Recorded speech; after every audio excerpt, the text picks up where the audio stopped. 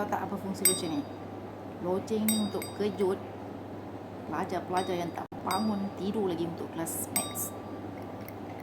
Okey, bangun, bangkit.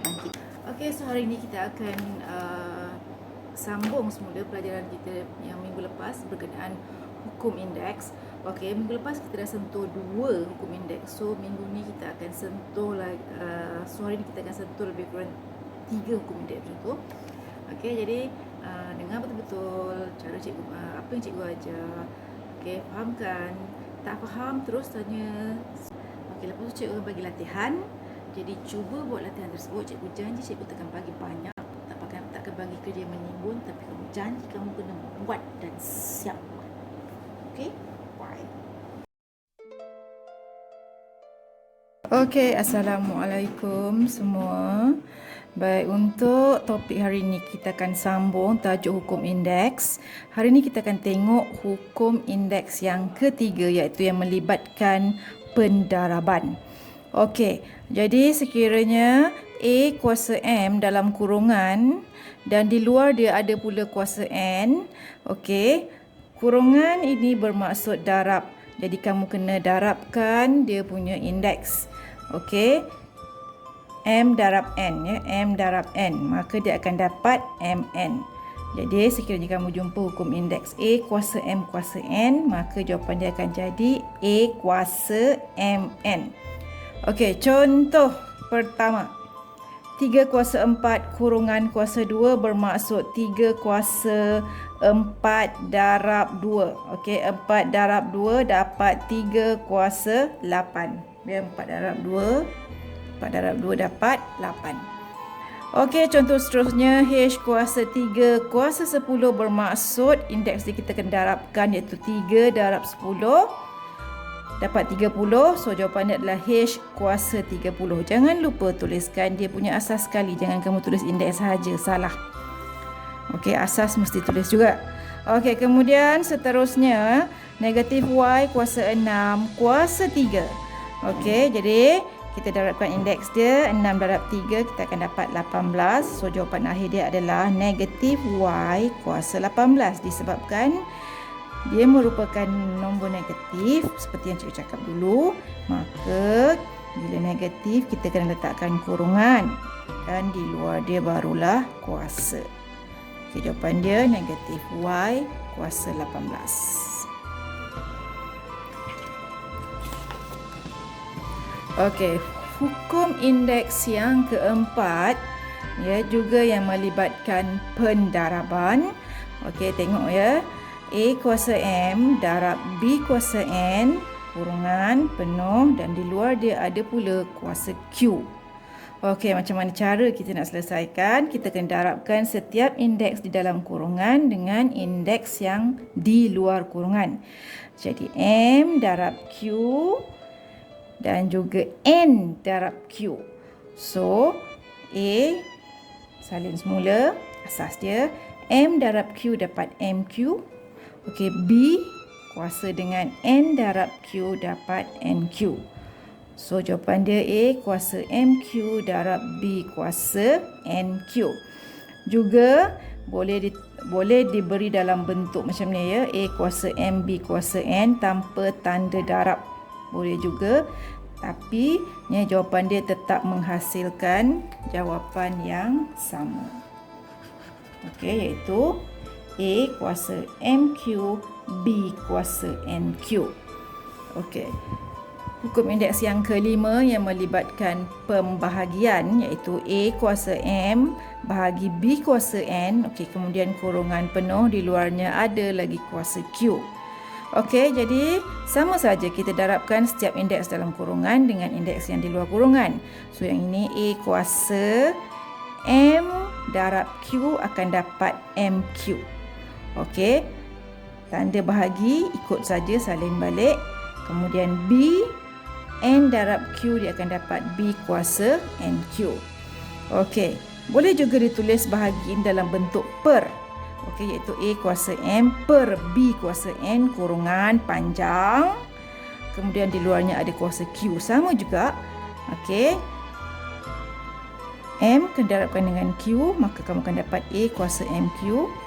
Okey, per B.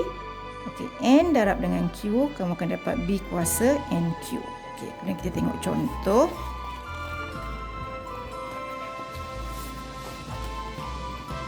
Okey, contoh yang pertama iaitu 7 kuasa 3 darab dengan 5 kuasa 4. Di luarnya adalah kuasa 3. Di setiap indeks dalam kurungan kena darabkan dengan indeks di luar kurungan. So, 3 mesti darab dengan 3, kemudian 4 darab dengan 3. So, akan dapat 7 kuasa 3 darab 3, 9. Kemudian 5 kuasa 4 darab 3, 12. Contoh seterusnya, P kuasa 2, Q kuasa 3, R kurungan 4. Okey, R sahaja bermaksud kuasa 1 dan dia tak akan tulis, kamu kena tahu sendiri. Okey, so P 2 darab 4 dapat P kuasa 8, Q 3 darab 4 dapat 12 dan R 1 darab 4 dapat 4. So jawapan dia P kuasa 8, Q kuasa 12, R kuasa 4. Okey, next. Okey, 5 M kuasa 4, N kuasa 3 kurungan, kemudian ada kuasa 2. Okey, soalan ini dia ada perkali di depan asas. Jadi perkali ni pun kita kena darabkan indeks dia dengan kuasa 2. 5 bermaksud dia kuasa 1. Memang dia tak tulis, kamu kena tahu sendiri. Okey, jadi sini anggap dia ada kuasa 1 kat sini. So 5 1 darab 2 dapat 2. M 4 darab 2 dapat 8. N 3 darab 2 dapat 6. So jawapan akhir 5 kuasa 2. Tekan kalkulator kalau tak hafal. Kalau hafal, bagus, alhamdulillah. Okey, 25. Kemudian M kuasa 8 dan N kuasa 6. Okey, contoh yang ada lagi. Okey, second last punya contoh iaitu 2 kuasa 5 per 3 kuasa 2 kurungan panjang kuasa 4. Sama juga setiap indeks di dalam kena darabkan dengan indeks di luar kurungan iaitu 2, 5 darab 4 dapat 2 kuasa 20. Kemudian 3, 2 darab 4 dapat 3 kuasa 8. Jadi ini jawapan akhir dia. Okey. Contoh yang akhir sekali iaitu 3 M kuasa 2 N kuasa 3 kurungan kuasa 3 per ataupun bahagi 6 M kuasa 3 N. Okey, N ini bermaksud dia ada 1. 3 juga bermaksud dia ada 1 kuasa dia. Jadi kita selesaikan setiap indeks dalam kurungan kena darabkan dengan indeks di luar kurungan iaitu 3, 1 darab 3 dapat 3 kuasa 3. Okey, M 2 darab 3 dapat M kuasa 6. N 3 darab 3 dapat N kuasa 9. Okey, jadi kita permudahkan 3 kuasa 3 kamu akan dapat 27. M 2 darab 3 dapat 6. N 3 darab 3 dapat 9. Yang bawah ni salin je balik iaitu N M kuasa 3 N. Okey, kalau perkali boleh dikecilkan, maka kita kecilkan dahulu, permudahkan kepada sebutan yang paling rendah. So yang ini kita boleh kecilkan dengan sifir 3. Okey, 27 bagi 3 dapat 9. 6 bagi 3 dapat 2. Okey, kemudian M kuasa 6 bahagi M kuasa 3 itu bermaksud bila M kuasa 6 bahagi M kuasa 3 bermaksud M kuasa 6 tolak 3. Okey, jadi dia akan dapat M kuasa 3 jawapan akhir dia. Okey, N kuasa 9 per dengan N kuasa 1 bermaksud N kuasa 9 tolak 1. Sebab bila bahagi, indeks kena tolak.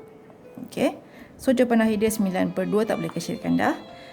N tolak 3 dapat M kuasa 3. 9 tolak 1, jawapan akhir dia N kuasa 8. Kepada yang masih lagi, macam biasa yang masih lagi di mimpi ngeri sebenarnya, bukan mimpi indah sebab dia tak bangun untuk kelas maths hari ini, tak bangun. Jadi dia akan sentiasa memimpikan wajah cikgu dalam tidur.